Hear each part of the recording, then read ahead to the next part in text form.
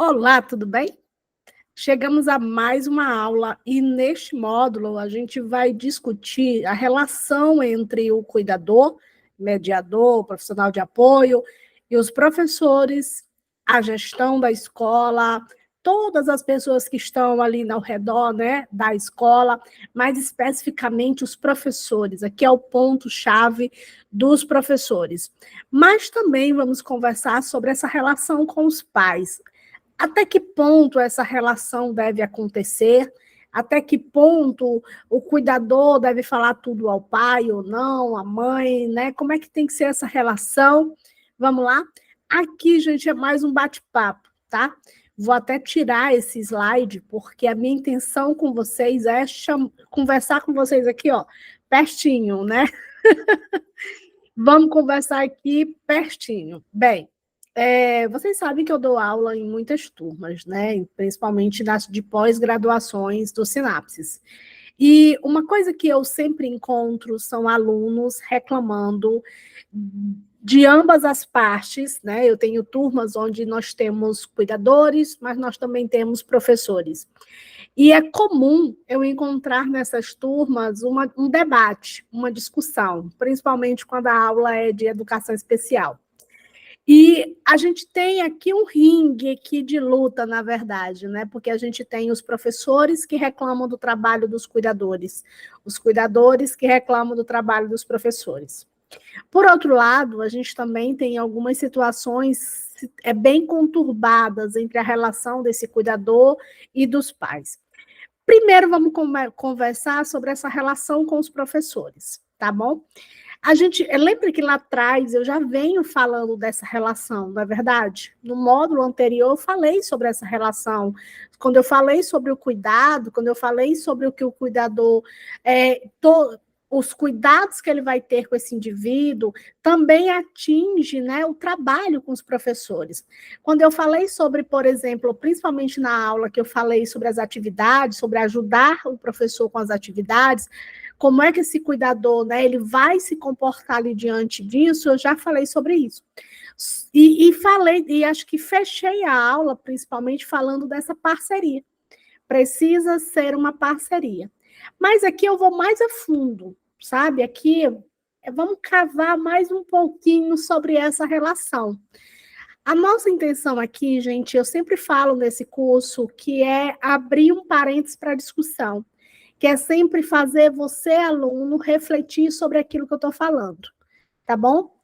Pensa só, se eu tenho um professor que não tem uma boa relação com esse cuidador, ou vice-versa, nós temos alguém que vai ficar em prejuízo, que é o nosso aluno. Essa relação, ela tem que ser uma relação de cumplicidade, vamos colocar o termo amizade, mas o termo amizade ele é muito amplo, né? Aqui eu não estou dizendo que você vai se tornar o melhor amigo desse professor, eu não estou falando que você vai, os best friends, não, né? Os melhores amigos, mas essa relação, ela precisa ser harmônica, ela precisa ser coerente e ela precisa ser ética. Acima de tudo, ela precisa ser ética. Isso porque o ambiente escolar, ele é um ambiente que ele tem várias características que eu já trouxe aqui nesse curso para vocês. Mas a principal característica desse ambiente escolar é que ele é um ambiente que a gente tem muito cuidado, porque ele envolve indivíduos das mais diferentes formas de pessoas, né? Então, nós temos que ter muito cuidado para não prejudicar essa escola. Essa escola tem que estar... Hoje a gente vive um momento em que tudo vira um processo, né? Calma, deixa eu só um pouquinho.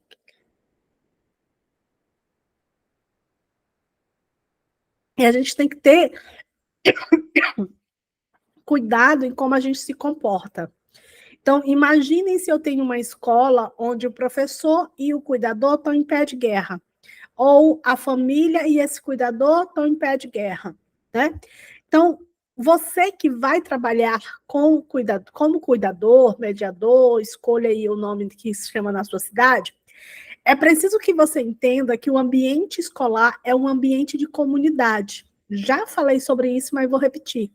O ambiente escolar, ele é um ambiente onde a gente diz que a comunidade escolar, a gente chama de comunidade escolar.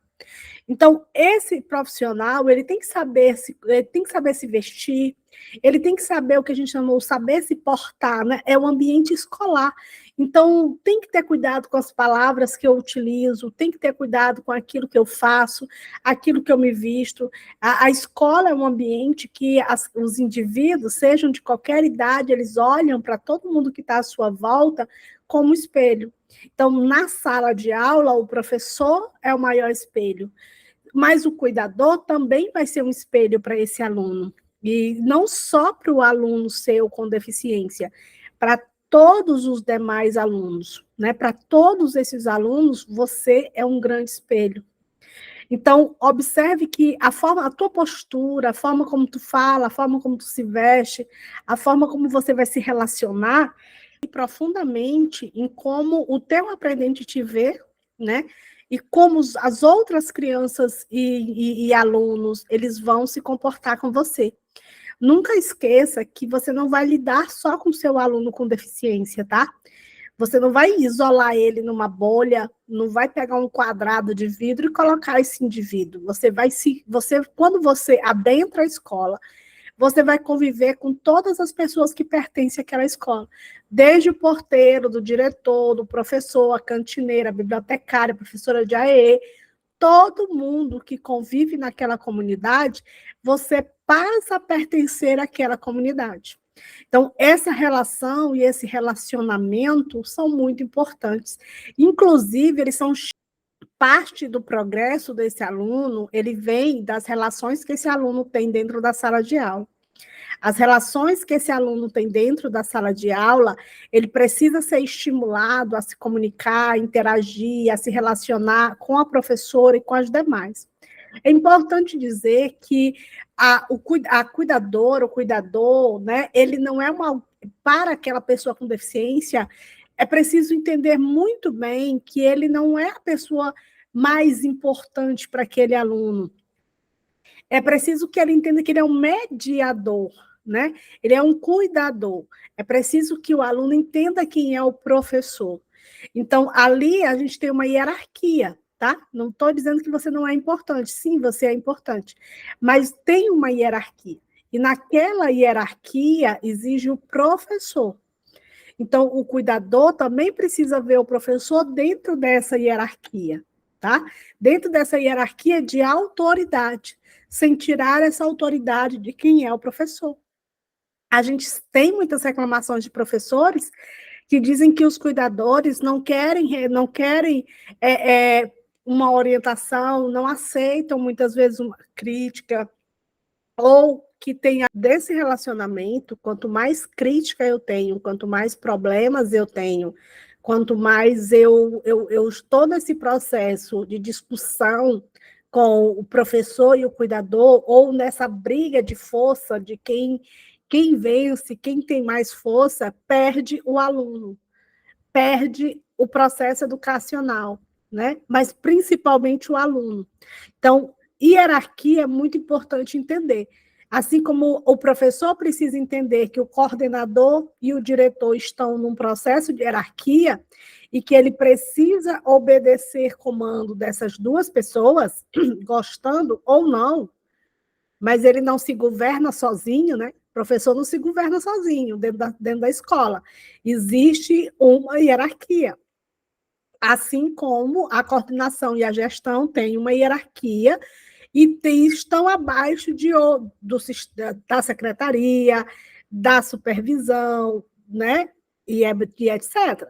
Então, é um ponto importante esse processo de respeito à hierarquia do outro. Claro que eu não estou dizendo que, porque ele é o professor, ele está certo, ele pode mandar tudo. Existem situações que, se você observa que aquilo está errado, sim, você deve pontuar que elas estão erradas, né? O companheirismo e a empatia são muito importantes. Muitas vezes o cuidador ele está vendo que o professor precisa de ajuda em alguma situação. E cabe o cuidador, né, saber como direcionar essas ajudas.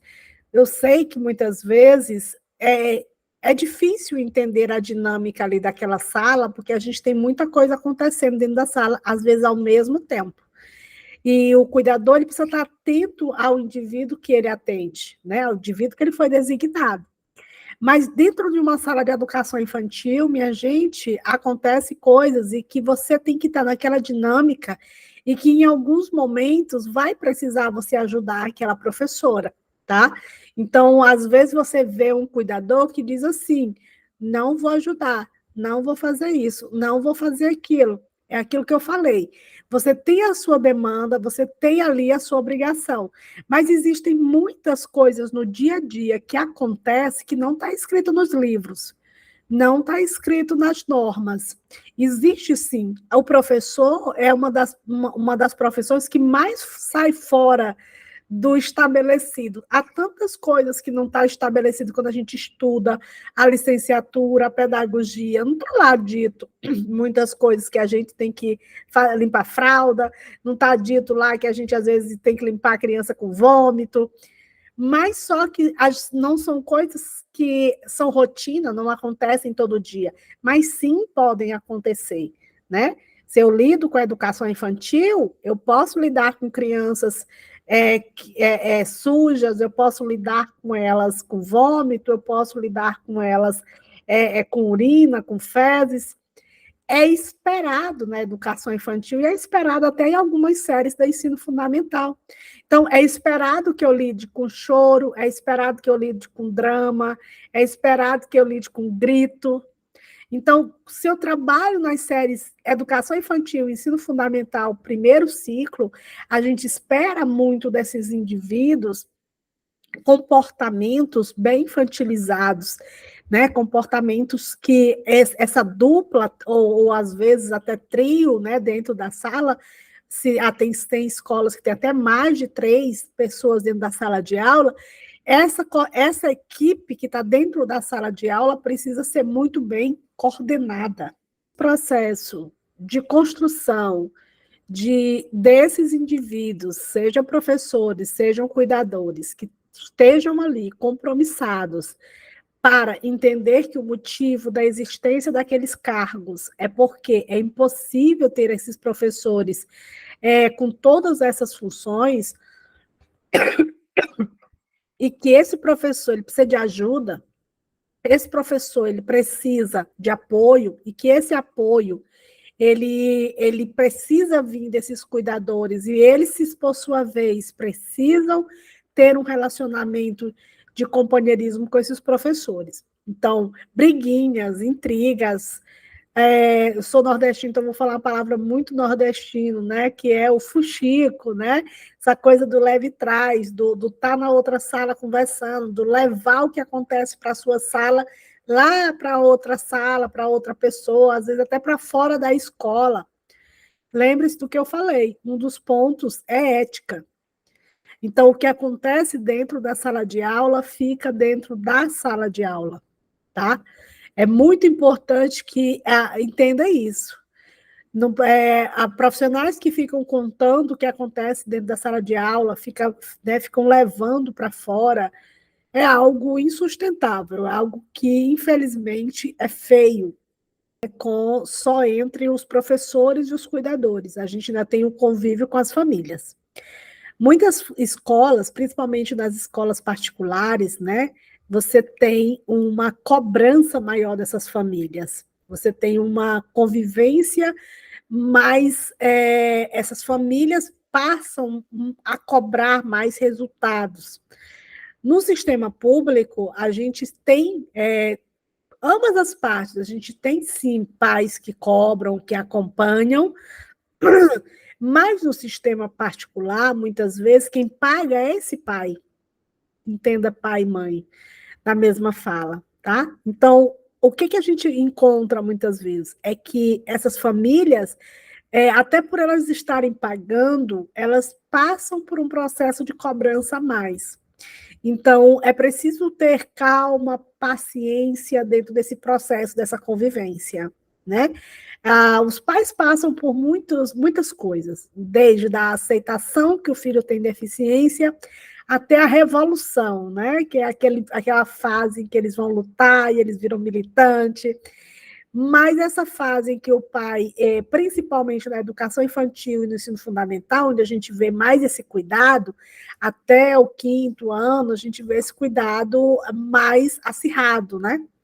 Coisa que a gente não percebe no 2º ciclo do ensino fundamental e no ensino médio. Então, a gente encontra esses pais mais empenhados, mais engajados no cuidado até o 5º ano, e mais concentrado mesmo no ensino infantil. Quando a gente fala sobre a empatia entre os professores e os cuidadores, a gente também tem que falar dessa empatia com os pais. Às vezes a gente só olha para os pais como reclamões, como chatos, né? Como aquelas pessoas que pegam no pé ali da equipe, mas a gente também tem que olhar para essa família com um olhar empático. Pais que possuem, né, filhos com deficiência, eles normalmente são mais ansiosos, eles são mais tensos, porque eles convivem, você vai conviver com o indivíduo, né, ali um turno, os pais vão conviver uma vida, né? Às vezes o cuidador fica 6 meses, troca, fica 1 ano, e eu já vi cuidadores que fazem de tudo para ficar até mais de 1 ano com aquela criança para poder ajudá-la a se desenvolver. Mas o normal é que a gente passe menos tempo com esse indivíduo. A família não, ela vai passar uma vida toda.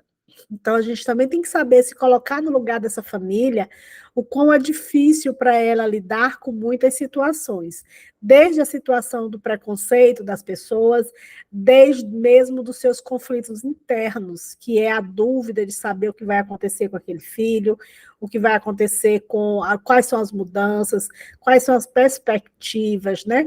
Toda família de pessoa com deficiência, ela tem muitos medos, frustrações. Então, essas questões, elas muitas vezes levam isso para a sala de aula, tá? Então, raros são as famílias que não vão fazer isso, mas é comum elas fazerem elas estarem se questionando, elas estarem colocando que as pessoas não gostam do filho dela, ou que não está tratando bem, ou que não está se desenvolvendo o suficiente. Então, essas famílias é preciso também que a escola cuide.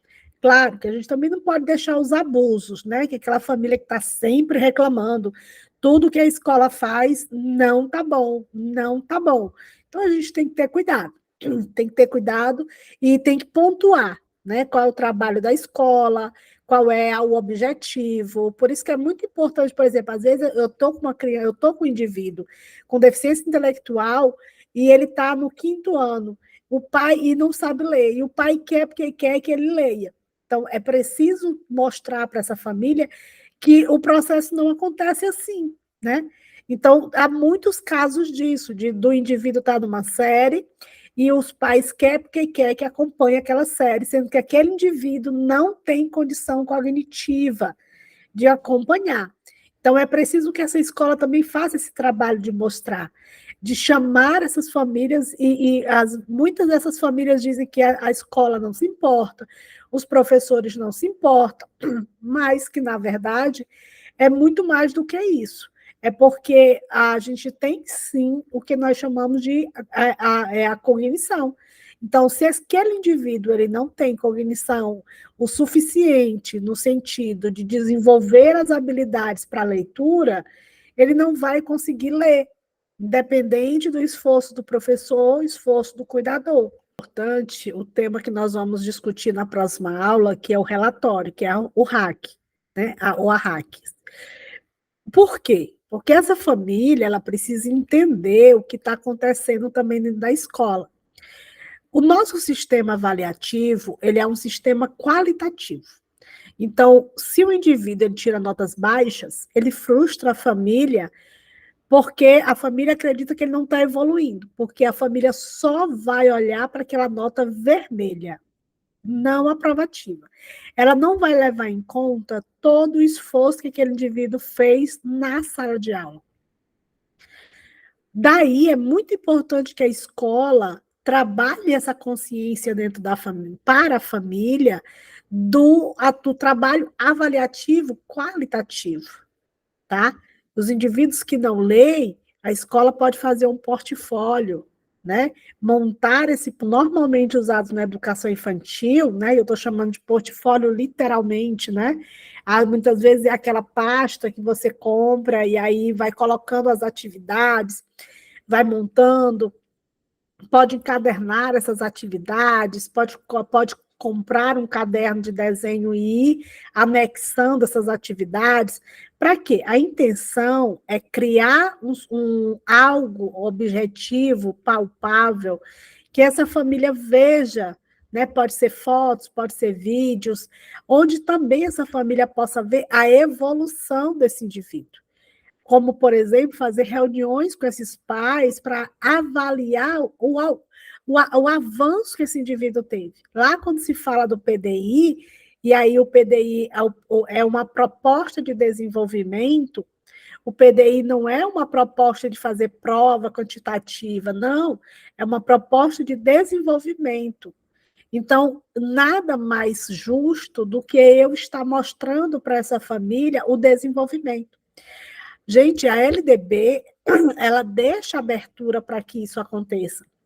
Ela deixa aberto para que as escolas escolham o seu sistema de avaliação. É por isso que há tantos modelos diferentes. Cada escola que você vai há modelos diferentes. Por quê? Porque elas podem criar programas, projetos, formatos diferentes. E um deles é a construção desses portfólios, a construção de relatórios específicos de desempenho, de desenvolvimento de habilidades, né, em cima das áreas de interesse daquele indivíduo, por exemplo. Pode fazer isso a cada semestre ou a cada bimestre, chamar essa família para uma reunião, conversa e mostra o avanço. Pode ser feito um gráfico desse indivíduo, mostrando que esse indivíduo teve ali um avanço. E o papel do cuidador nesse processo é de supra importância. Inclusive, esse cuidador precisa ser ouvido. Por isso que eu defendo que esse cuidador aprenda a fazer um tipo de relatório, que eu vou mostrar na próxima aula, simples e prático, nada muito longo, mas que esse relatório possa ser usado pela sala de AEE, pelos professores de AEE como complemento de suas avaliações, possa ser usado pelo professor, porque é uma dúvida muito grande, né? Se o professor reprova ou não reprova, que nota que dá. Então, todo esse trabalho entre o professor, o planejamento, a elaboração de atividades, a execução dessas atividades, o trabalho dessa equipe, o professor de educação física, os outros professores, o professor da sala de recurso, todos esses professores em torno desse aluno, mais o seu cuidador, tudo isso pode ser, né, ser construído um material avaliativo que vai avaliar o desempenho de habilidade desse indivíduo. Então, quanto mais ele é preciso levar essas informações para as famílias. Às vezes, a escola até faz esse tipo de relatório, esse tipo de avaliação, mas fica interno. Guarda só para eles ou guarda numa pasta, né? Errado. Esses materiais, por exemplo, esse relatório, ele precisaria ser levado para os terapeutas dessa criança, se esses terapeutas fazem. Ele poderia ser feito uma cópia para essa família, para ela entender a evolução do seu filho. Então, vejo que esse relacionamento, ele também vai e parte dessa responsabilidade, dessa confiança que a família precisa ter com a escola. Tem pais que não confiam nesse processo da escola, porque também tem escola negligente, tem escola que não se importa, tem escola que não está nem aí. E aí eu estou chamando de escola professores, cuidadores e etc. Né? Escola na parede. Não é sala de aula só. Escolas são pessoas. E essas pessoas estão ali para executar um trabalho. Então, os professores são responsáveis por atividades extras, professores têm que fazer festinha, professores têm que fazer decoração, professores têm que fazer lembrancinha, professores têm que fazer recurso. corrigir prova, corrigir as atividades de casa, de classe, tem que dar o conteúdo. Gente, ser professor não é fácil. Então, se eu sou professor de uma sala de muitas crianças e eu ainda tenho ali pais, né? Pais, mães e pais, que não colaboram nesse processo de desenvolvimento do meu aluno, e eu ainda tenho um cuidador, que eu tenho que ter problema com esse cuidador, seja um problema de relacionamento, de fala, de conversa, de atitude, até mesmo de discussão, ou de rixa, né, de briga entre esses profissionais, como é que vai ficar a situação do meu aluno, né? Então, a gente tem sempre que pensar sobre isso, do porquê, volto lá na minha fala, do porquê eu estou aqui, porque eu sou professora, porque eu sou cuidadora, né? Então, cada um no seu quadrado, mas é uma equipe. Trabalhar em equipe exige que os dois lados, né, façam alguma coisa, ajude mutuamente. Vocês, essa aula, mais um bate-papo mesmo do que uma aula, falando que sempre coloque os interesses do aluno antes dos seus próprios interesses. Sempre faça a pergunta: isso vai ser bom para o meu aluno? A forma como eu estou me comportando é boa para o meu aluno? Tá?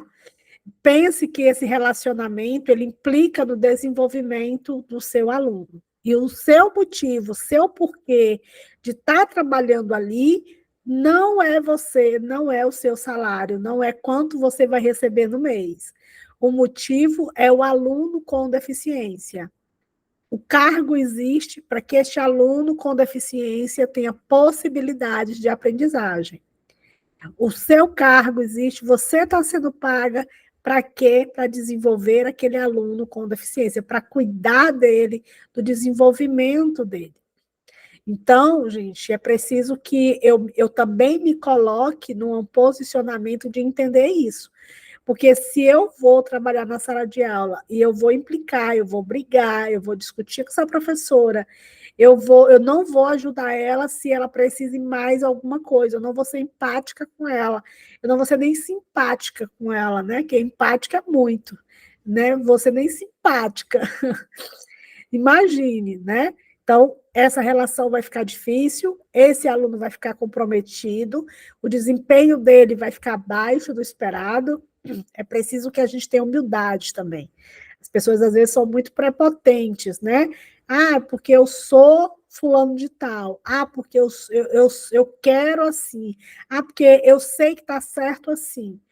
E na vida a gente precisa muitas vezes ouvir, a gente precisa repensar, refazer, até para a gente dizer que está certo. Muitas vezes no trabalho que a gente executa, a gente tem que encontrar caminhos e palavras, né, para dizer que está certo. Porque senão eu termino criando um conflito com esse professor, eu termino criando um conflito com essa família, né? Não é fácil nos relacionarmos, gente, dentro dos nossos trabalhos, dentro das nossas atividades profissionais. Muitos encontram problema, né? Porque também vai da nossa personalidade, vai de quem somos, do que fazemos, da forma como nos comunicamos. Tá? A forma como eu me comunico é muito importante. Né? A gente tem, cada um tem uma personalidade diferente. Podem até classificar essas personalidades de algumas modalidades, mas o certo é que nós somos seres únicos, por mais que a gente tenha características semelhantes, mas nós somos seres únicos, incríveis, né? Unicamente unicórnios, né? Mas, gente, é preciso que a gente entenda que também temos características coletivas, também temos interesses coletivos. Então, essas nossas características, eu sou assim, eu sou calada, tá? Mas você está dentro de uma sala de aula, do maternal, a professora está cantando, né? E você está lá parada, né? Então é preciso que você também esteja cantando e animando. A professora está dançando e você está lá estátua, né? Então é preciso que você também esteja no ritmo que anda aquela sala. Então, esse relacionamento, por isso que eu digo que esse relacionamento tem que ser de harmonia e de cumplicidade. Por quê? Porque o cuidador não pode boicotar né, profissionais que boicotam o trabalho dos outros, que atrapalham e que às vezes até prejudicam, e de propósito, né? Então, a gente tem que estar sempre se posicionando e observando. E aí eu vou falar também aqui com aqueles alunos que estão aqui, não porque querem ser cuidadores, mas porque querem formar profissionais para serem cuidadores. Então, falar sobre isso é muito. Se for um curso presencial, a minha dica é que você use imagens, que você use vídeos sobre equipe, sobre o trabalho em equipe, né? Tem vários vídeos no YouTube, só para colocar lá a palavra trabalho em equipe, que você use dinâmicas. Por quê? Para sensibilizar. Aqui é um curso online. Então, o máximo que eu posso tentar te sensibilizar é usando os meus argumentos.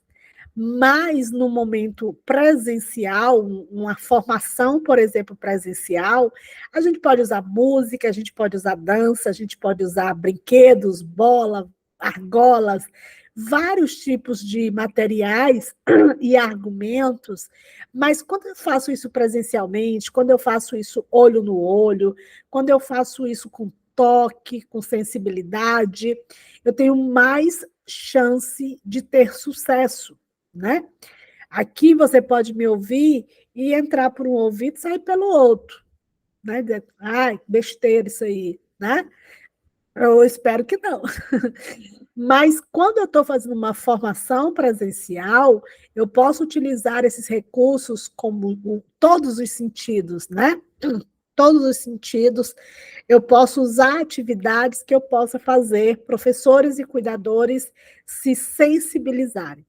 E também está sempre reforçando, né, esse companheirismo, que uma sala onde eu tenho um cuidador parceiro desse professor, gente, eu vou ter, ó, uma equipe que produz, uma equipe que faz e que dá resultado, né? Então, se você é cuidador, quer ser cuidador, já é cuidador, ou está se formando para ser cuidador, chegou na escola, né?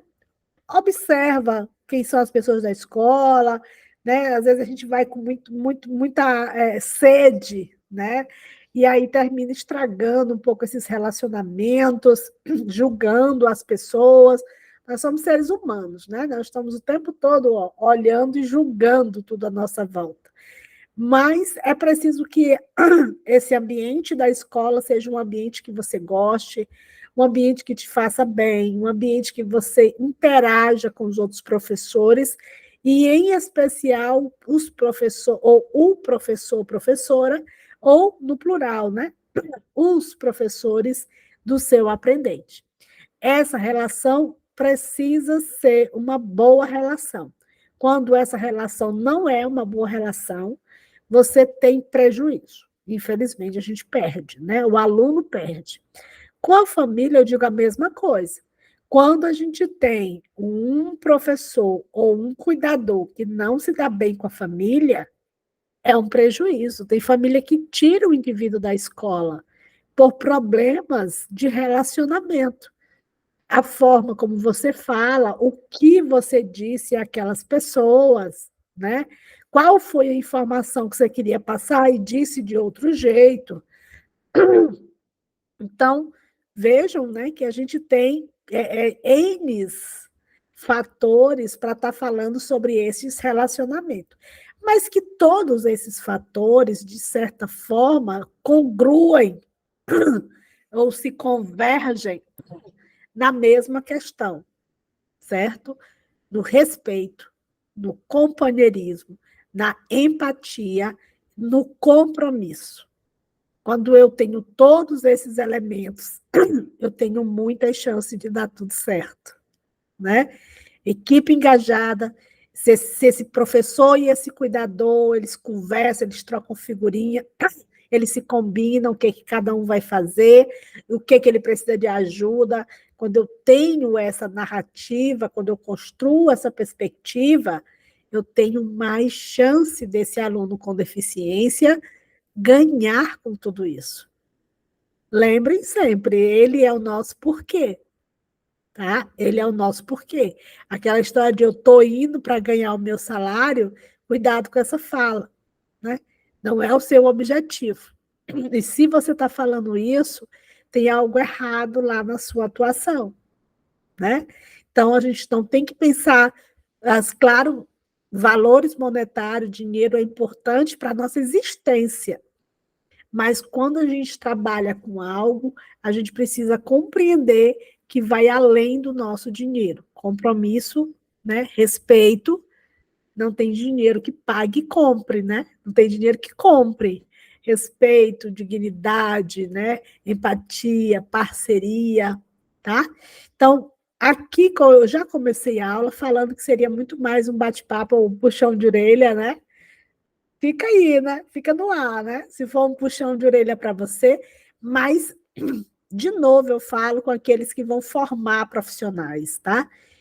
Gente, impor não adianta, sabe? Você chegar com manual de regras, você chegar com checklist de tudo que o professor tem para fazer, que o cuidador tem que fazer e que vocês têm que fazer. O verbo, né?